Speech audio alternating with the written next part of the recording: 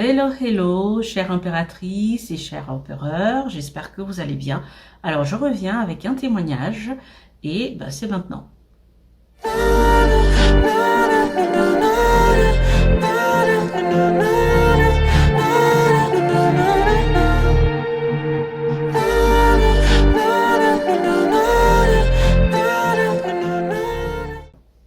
Je vais vous raconter le témoignage de l'une de mes impératrices qui a pris un rendez-vous avec moi.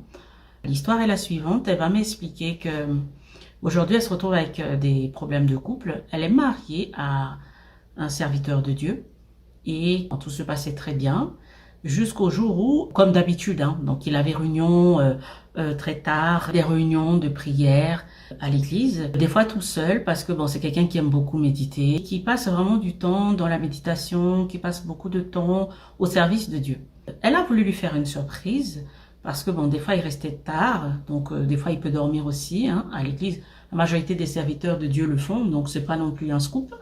Donc ce qui se passe, c'est que l'impératrice décide d'aller voir son mari en lui faisant une surprise, en disant il est tout seul, c'est vrai qu'il est en train de prier, il est en train de faire certaines choses, bref, au moins je vais lui faire la surprise et ça va lui faire vraiment plaisir. Donc parce que elle a les clés, elle fait la surprise qu'elle va trouver son époux en plein débat avec une autre femme. Elle est scandalisée. Elle n'a pas fait de grabuge. Elle était tellement, en fait, tétanisée. Ce qu'elle a fait, c'est qu'elle est partie. Elle est partie de l'église. Elle est rentrée chez elle. Donc, tout le long, elle était tétanisée. C'est ce qu'elle explique. Maintenant, son mari va se confondre en excuses. Et l'une des choses qu'il va dire, c'est que il se sentait seul. Voilà, ils ne passaient plus du temps ensemble. Il avait besoin d'affection. Elle se met en colère. Aujourd'hui, elle veut divorcer. Donc, elle me demande mon avis. Je vais vous dire ce que je lui ai dit. Je lui ai dit qu'il est possible que le serviteur de Dieu ait besoin d'affection. Les serviteurs de Dieu sont des hommes, ce sont des êtres humains à part entière. C'est pas parce qu'il fait le service de Dieu qu'il n'a pas besoin d'affection. Des fois, c'est à la femme d'aller donner de l'affection à son mari, tout simplement, de pouvoir prendre soin de son homme. Parce que ce n'est pas parce que c'est un homme de Dieu qu'il n'a pas des besoins, qu'il n'a pas besoin d'affection, il n'a pas besoin de sa femme. Des fois, lui, avec le service, il est éloigné, il s'éloigne aussi de sa femme. Parce qu'il y a des choses à faire, il a un emploi du temps chargé, il a des obligations, il a aussi un poids qui pèse sur lui. Les hommes de Dieu sont des humains. On oublie souvent ça. Les hommes de Dieu sont des humains, des hommes et des femmes à part entière. Je pense que la femme, avant de divorcer, doit considérer déjà là où elle-même aussi elle a fauté. Ce n'est pas parce qu'il va à l'église qu'il n'a pas besoin de sa femme avec lui. Elle aurait pu aussi aller et dire, écoute chérie, tu as besoin de détente, il faudrait qu'on se détende. Il faudrait prendre du temps pour nous, arrête un peu de travailler.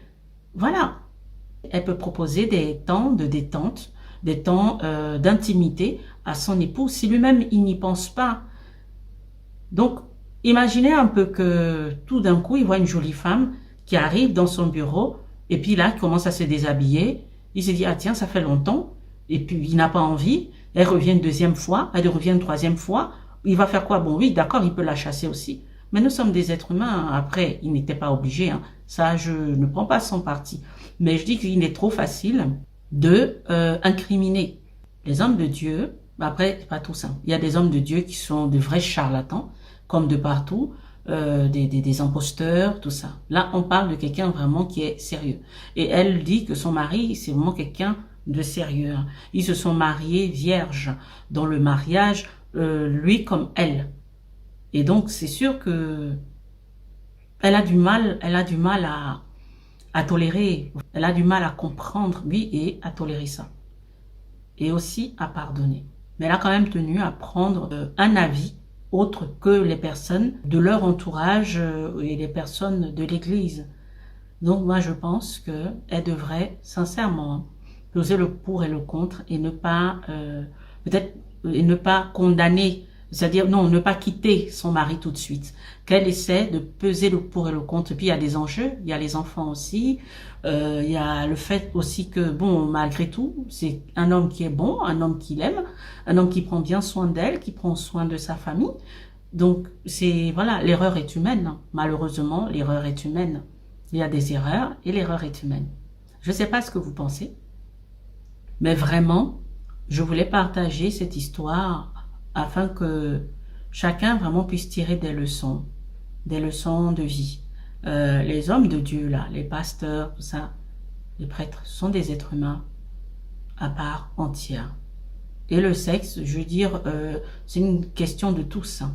Hein, c'est un sujet, enfin, c'est une question de tous, on est tous des humains. On en a tous besoin. Nous, les femmes, pensons-y aussi. C'est pas l'homme seulement qui va être demandeur. Et les femmes, pensons-y, ayons de l'audace et allons-y vers nos maris pour pouvoir poser la question et dire, chérie, est-ce que tu ne voudrais pas qu'on ait un temps d'intimité, ou même pas lui demander, directement aller le trouver, même que ce soit au travail ou même l'attendre à la maison. Et mettre, c'est pour ça que je dis de mettre des stratégies en place pour pouvoir justement créer ce temps d'intimité, provoquer ce temps d'intimité. C'est très, très, très important. Ce n'est pas seulement l'homme qui doit être demandeur, la femme aussi.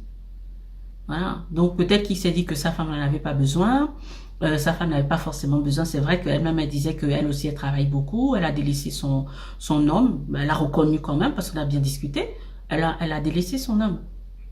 Elle a délaissé son homme, elle travaillait beaucoup, elle se disait, bon, comme il est homme de Dieu, là, il va à l'église, voilà, il revient, bon, elle a les enfants, elle a son travail, elle a ses choses aussi à faire, donc elle n'y pensait plus aussi, il n'avait quasiment plus d'intimité.